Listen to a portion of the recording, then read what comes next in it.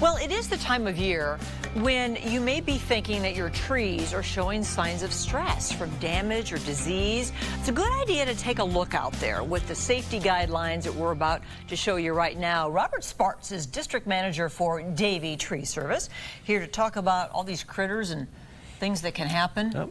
Yeah, and I'm thinking about all our recent storms. Right. I bet you guys have been doing a lot of cleanup.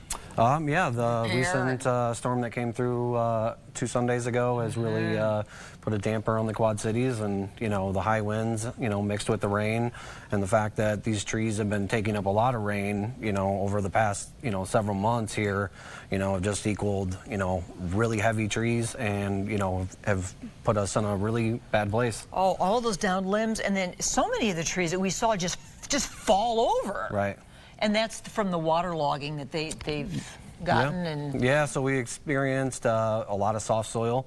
The trees that are not very well anchored into the ground are failing. One of the reasons why it's good to have a certified arborist come out and check is to make sure that the canopy of the tree is one thing for a homeowner, and that's easy for them to maybe see problems with, but the base of the tree is actually more important in the stability of the tree. Yeah, well, yeah, because that's what's going to hold it in the ground, right. Yeah. or not, Yeah. right? So let's start with, so when we talk about cleanup around our trees, and things that we ought to do ourselves, right? Making sure things are picked up, removing anything that's safe, unsafe, or dead. Right. Yep. Looking for dead wood and trees. More predominantly what you're looking for is what we call widow makers in the tree industry, and those are something that could be hung up in the tree or cracked or slightly broken that maybe you can't tell.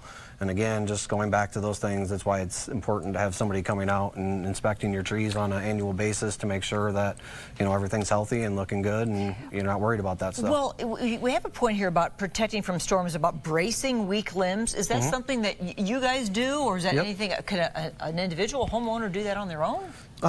Typically the homeowner installations that I see on bracing are not done correctly. Because we don't know what we're doing. Yeah, right. Right? So, yeah. Bracing or installing rods and cables into a tree is an effective way to help prevent trees that are poor structure, which is very common with a lot of the varieties that we have out here.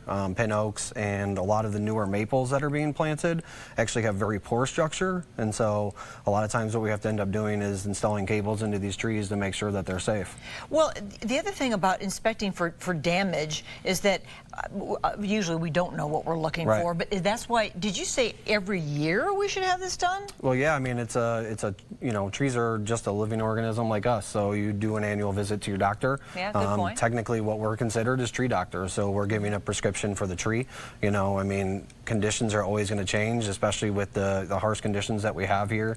I mean, storms roll through all the time. I mean, we're getting lots of rain. Really, you're right. Think what our trees withstand here, because we've got every kind of weather. We've got the heavy snow and ice damage to our trees in the winter, and then we hit these hot summer floods and then drought, and then I mean they really go through a lot in a year. Yeah, I mean definitely. That's why I'm saying it's important to, especially when you have big older trees, looking for, have somebody out to look for signs of rot, cavities, decay within the tree. What do you consider an older tree? Give me an age. Anything that's going to be probably 30 to 40 years is going to be into the mature range. Okay. Once a tree hits a mature range, but it doesn't mean that younger trees shouldn't be inspected as well too. Okay. Again, for the poor branching structure in a tree, it's something that needs to be identified early, especially within the first 3 to 5 years of a tree planting. That's when you're going to be able to train that tree to have a strong central leader in the tree, so that way you don't have these problems in the future. How about the emerald ash borer? Where do we stand with that right now? I mean, that's obviously a hot topic for us right now. It's a good percentage of our business as far as treating trees and removing them as well too.